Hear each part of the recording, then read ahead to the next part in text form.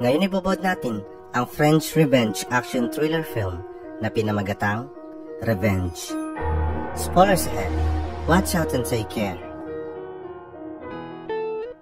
Nagbukas ang pelikula at pinakita sa atin ang malawak na kapatagan ng disyerto.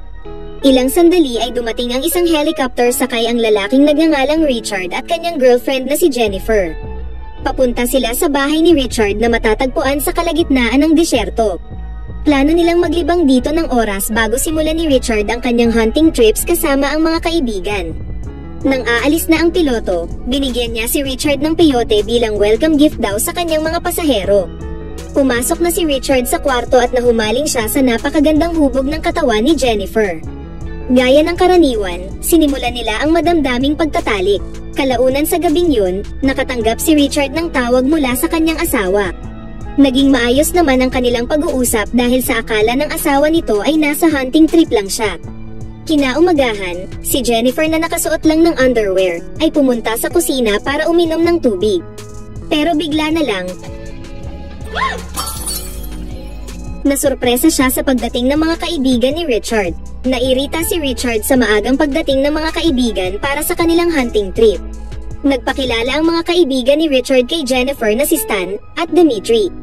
Pagsapit ng dilim, nagkwentuhan sila at nag-relax sa tabi ng pool na pinag-uusapan ang magandang tanawin sa disyerto.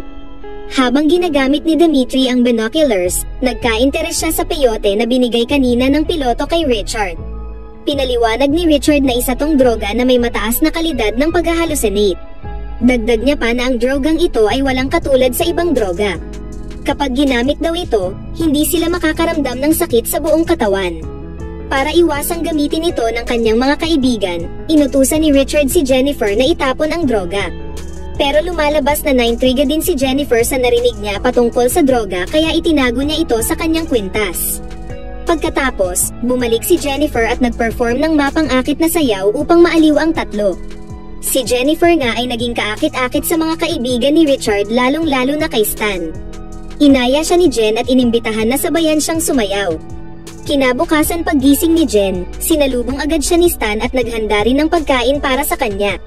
Sa sandaling ito wala si Richard, kaya sinamantala ni Stan ang pagkakataon para mapalapit kay Jen. Pero nakakalungkot para kay Stan dahil tila ba hindi interesado sa kanya si Jennifer. Pero hindi sumuko si Stan at sinundan pa rin nito si Jen sa kanyang kwarto. Tinanong ni Stan kung bakit ayaw sa kanya ni Jen na samantala masaya naman silang nagkasayawan kagabi. Tugon ni Jen na hindi niya raw type si Stan na ipinagdamdam naman ni Stan, kaya sinabi nito na ang ayaw niya sa mga babae ay ang masyadong maarte at pagkatapos ginapos niya ito sa salamin na pader. Ilang sandali pumasok si Dimitri sa kwarto na natulala sa nakita. Sinabi ni Stan na pabayaan sila kaya umalis si Dimitri. Ilang oras ang lumipas, umuwi na si Richard pero nagtataka siya dahil tahimik ang dalawa niyang kaibigan. Sinabi ni Stan kay Richard na may problema daw si Jen, kaya pinuntahan agad ni Richard si Jen. Sinabi ni Jen sa kanya na tawagin na nito ang helicopter dahil gusto niya na raw umuwi. Tila babatid na ni Richard kung anong nangyari, kaya lumabas siya para sawayin ang mga kaibigan sa ginawa nila kay Jen. Paggising muli ni Jen, patuloy niyang sinabi na gusto niya nang umuwi, pero sinabi lang ni Richard na hihingi sa kanya ng tawad ang mga kaibigan niya, at isa pa, bibigyan din siya ng malaking halaga ng pera para kalimutan na ang nangyari. Ngunit si Jen na hindi na matiis ang kanyang emosyon, nagbanta siya kay Richard na isusumbong niya sa asawa nito ang kanilang relasyon kung hindi dadating ang helicopter, kaya naman, Who the fuck do you think you are? Sobrang nagalit si Richard na ikinatakot ni Jen, dahilan para tumakbo siya at tumakas. Nang mapansin ito ng dalawa, tumakbo din sila para habulin si Jen. Sa ilang sandali, napahinto si Jen nang mapadpad siya sa talampas.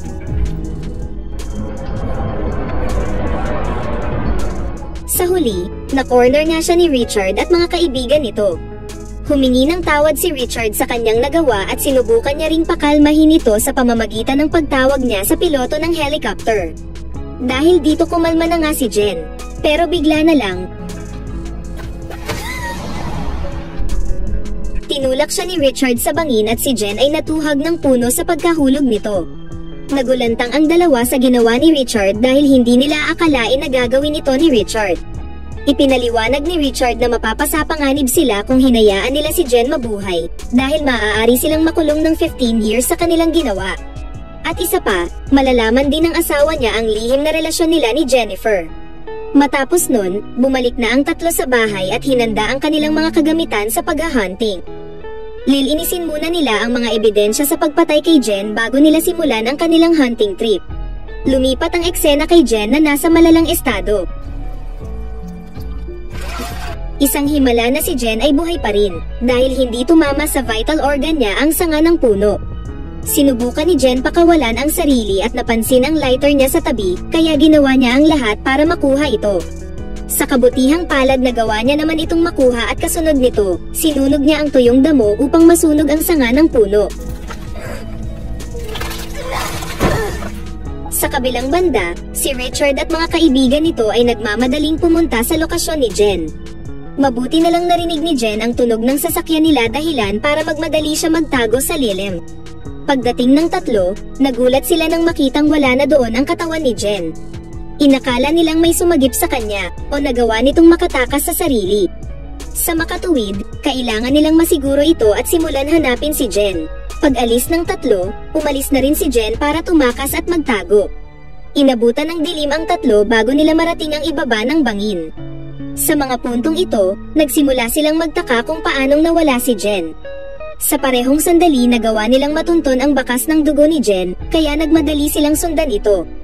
Habang sinusundan ito, napahinto sila pagdating nila sa lawa, kaya kailangan nilang maghiwa-hiwalay para hanapin si Jen, pero si Stan ay tila ba natatakot kaya mas pinili nitong maghintay sa sasakyan baka kung sakali bumalik si Jen. Samantala, si Jen na patuloy ang pagdurugo, ay nagawa niya pa ring tumakas gamit ang natitirang lakas. Pero mula sa malayo naririnig niya ang tunog ng sasakyan na hinahanap siya. Dumating si Dimitri at hindi niya napansin si Jen na nagtatago sa lawa. Minamasdan ni Jen si Dimitri na umiihi at naisip na ito ang magandang pagkakataon nang mapansin niya ang baril nito na nakasandal sa bato. Agad kinuha ni Jen ang baril at tinutukan si Dimitri. Sinubukan ni Dimitri pakalmahin siya pero sa kasamaang palad,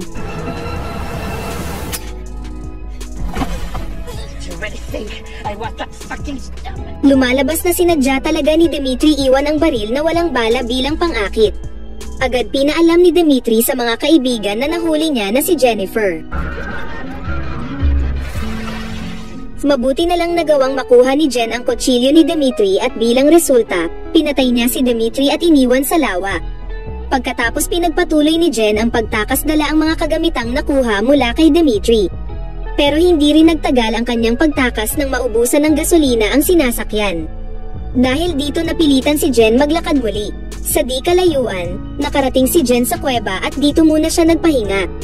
Hanggang ngayon nagdurusa pa rin siya sa matinding sakit mula sa natamong sugat.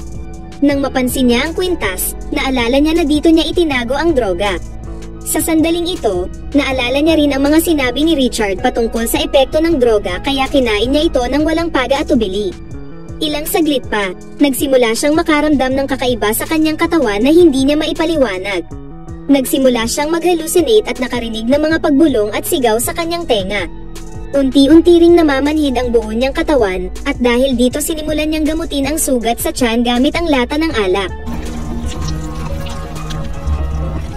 Sinunog niya ang lata sa apoy at pagkatapos tinakip ito sa tiyan para pigilan ang pagdurugo. Lumipat ang eksena kinabukasan kay Stan na natutulog pa rin sa sasakyan. Ginulat siya ni Richard sa pagtapon nito ng nahuling hayop. Sa sandaling ito nagtataka sila kung nasaan na si Dimitri. Lumabas si Stan para maghilamos ng mukha sa lawa, pero bigla na lang nagulantang siya nang makita ang patay na katawan ni Dimitri na lumulutang sa lawa. Pero si Richard ay nakaramdam ng matinding galit sa nangyari sa kaibigan. Batid niya na kagagawan ito ni Jen. Pagkatapos sinuntok ni Richard si Stan upang ilabas ang kanyang galit sa pagkamatay ni Dimitri. Umalis na sila sa lugar para hanapin muli si Jen. Balik kay Jen, sa wakas gumaling na rin ang kanyang sugat. Kinuha niya ang rifle at lalabas na siya ng kuweba.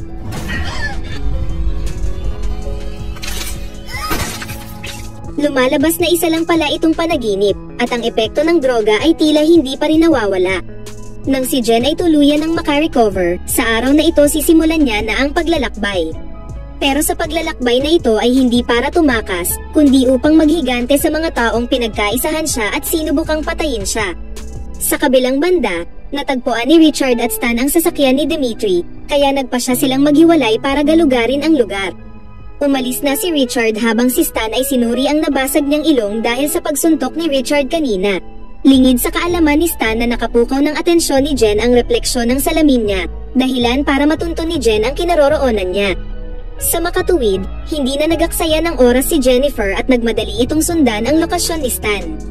Matapos ang ilang minutong pagtakbo, naubusan ng gasolina ang sasakyan ni Stan, kaya ginamit ni Jen ang oportunidad na ito para barilin si Stan. Tinamaan niya si Stan sa balikat at naririnig niya ang pagsigaw ni Stan. Nang pinuntahan ito ni Jen, napansin niyang wala na doon si Stan. Ngunit napansin ni Jen ang bakas ng dugo ni Stan. Samantala, ginamit ni Stan ang kanyang medyas para pahintuin ang pagdurugo. Dahil dito nawala sa track ni Jen si Stan nang mapansing natigil na ang bakas ng dugo ni Stan. Nagtatago lang pala si Stan sa gilid, sabay kinasa ang baril, ngunit nahihirapan siyang itutok ito dahil sa natamong sugat sa balikat. Mabuti na lang natapyasan lang ang tenga ni Jen, at pagkatapos nagmadaling tumakbo si Jen habang patuloy siyang binabaril ni Stan. Binasag niya ang salamin ng flashlight dahilan para si Stan ay matinik. Dahil dito napahinto si Stan at ginawa niya ang lahat para alisin ang piraso ng salamin na tumusok sa kanyang talampakan. Dahil hindi niya na magawang makatakbo, bumalik na lang siya sa sasakyan para habulin muli si Jen. Halos hindi niya na matapakan ng maayos ang accelerator ng sasakyan dahil sa sakit. Pero binaliwala niya pa rin ito, mahabol lang si Jen.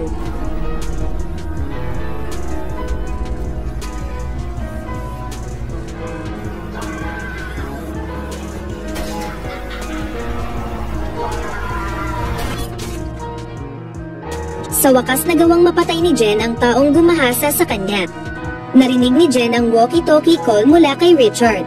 At dahil dito, lalong tumindi ang naramdaman niyang galit nang marinig ang boses ng taong nagtulak sa kanya sa bangin na muntik niya nang ikamatay. Si Richard sa kabilang banda ay tila balisa dahil sa bigo itong mahanap si Jen. At isa pa, hindi rin dumating si Stan sa lokasyon ng kanilang pagkikita at hindi na rin ito sumasagot sa kanyang tawag. Pagod na siya at naiinis, kaya nagpasya na lang siyang bumalik sa kanyang bahay. Pag-uwi niya ng bahay, sobrang balisa siya sa di narones na sitwasyon. Naisip niya rin marahil si Stan ay napatay na rin ni Jen. Kaya plinano niyang lisanin na ang desyerto at tinawagan ang helicopter. Pagkatapos naligo muna siya bago nito lisanin ang lugar.